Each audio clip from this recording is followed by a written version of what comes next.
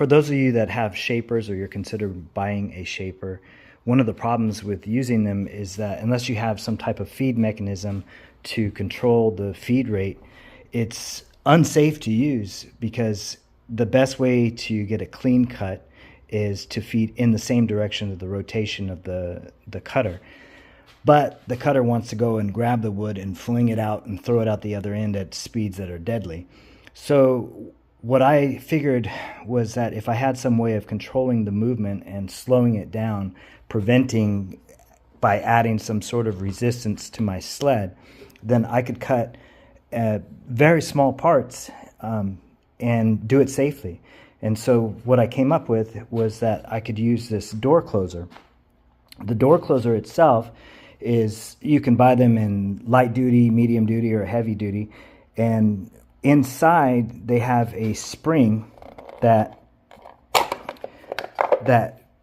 forces it to return out, which makes it unusable as far as for this purpose. But the great thing about these types of door closers is you can take them apart, and inside you can pop these caps off and remove the the bolts on the side, and then you can get to the spring.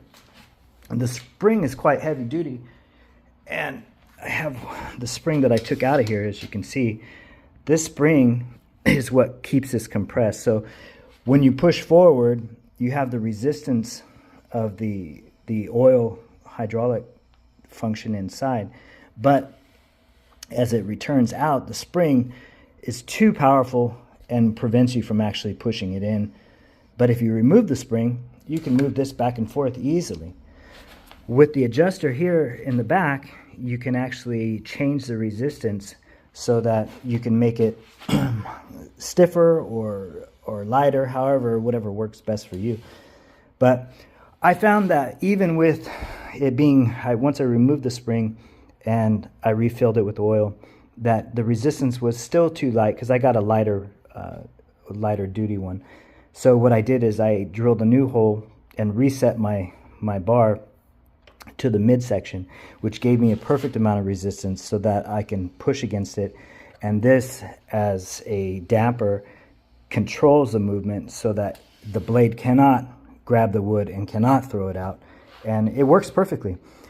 I'll pause it here and I'll show you myself cutting some, and then you can see how it works. I use my clamps to hold them in place.